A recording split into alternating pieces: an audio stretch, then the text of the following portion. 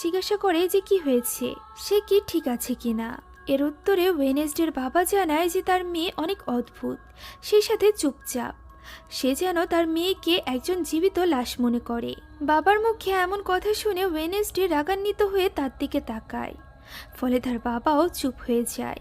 আর এরপর আমরা এনিটকে দেখতে পাই যে কিনা ওয়েনেসডেকে পুরো একাডেমি ঘুরে দেখায়। তখনই একজন ছেলে ওয়েনেসডের কাছে এসে তার ফেসবুক আইডি জানতে চায়। এর উত্তরে ওয়েনেসডে জানায় যে সে কোনো সোশ্যাল মিডিয়া ব্যবহার করে না, কারণ সোশ্যাল মিডিয়া মানুষকে পথভ্রষ্ট করার একটি মাধ্যম।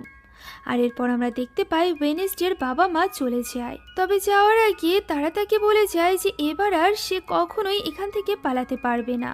যা শুনে ওয়েনেসডে বলে যে তারা চাইলে চেষ্টা করে দেখতে পারে, তবে সে এখান থেকে পালাবেই। মেয়ের এমন আত্মবিশ্বাস দেখে তার বাবা মাও অবাক হয়ে যায় এবং যাওয়ার সময় তার বাবা একটি কাটা হাত সেখানেই রেখে যায়, যাতে করে সে ওয়েনেসডের উপর নজর রাখতে পারে। এদিকে আমরা দেখতে পাই পুলিশ সেই জঙ্গলে আসে এবং সেই শিকারীর মৃত্যুর ব্যাপারে ইনভেস্টিগেশন করতে থাকে। তারা সেখানে ওই মৃত ব্যক্তির লাশ খণ্ড খণ্ড অবস্থায় পায়। এরকম ঘটনা সেখানে প্রথমবার হয়নি, এটা ছিল তৃতীয়বার। তাই তো তারা অনেক ভয় পেয়ে গিয়েছিল। এখন একাডেমির ভিতর ওয়েনেসডে তার রুমের যে অংশে সে থাকতো সেই অংশের রঙিন কাগজগুলো তুলে ফেলে এবং অ্যানিটকে বলে সে যেন শব্দ না করে, কারণ এখন তার উপন্যাস লেখার সময়। কিন্তু এনিট সেখানে জোরে গান বাজিয়ে নাচতে শুরু করে। এতে করে ওয়েনেসডে অনেক রেগে যায় এবং আবারও তাকে গান বন্ধ করতে বলে, কিন্তু এনিট তাকে ভয় দেখায়, কারণ এনিট একজন নেকড়ে ছিল, অর্থাৎ অর্ধেক মানুষ এবং অর্ধেক নেকড়ে। তবে তাকে দেখে ওয়েনেসডে একটুও ভয় পায় না। ঠিক তখনই সেখানে তাদের টিচার চলে আসে এবং ওয়েনেসডেকে একটি ফুল দিয়ে ওয়েলকাম জানায়। পরদিন সকালে ওয়েনেসডে কোথাও একটা যাচ্ছিল, তখন আমরা দেখতে পাই তার বাবা ছেড়ে যাওয়া ওই হাতটি লুকিয়ে লুকিয়ে তাকে দেখছে।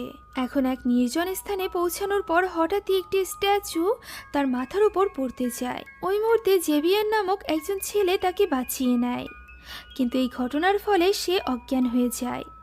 যখন তার জ্ঞান ফেরে তখন সে কৃতজ্ঞতা না জানিয়ে জেভিয়ারকে বলে যে সে যেন এটা না ভাবে যে সে তাকে বাঁচিয়েছে বলে ওয়েনেসডে তার প্রতি কৃতজ্ঞ থাকবে, কেননা সে তার এত ভালো মৃত্যুকে নষ্ট করে দিয়েছিল।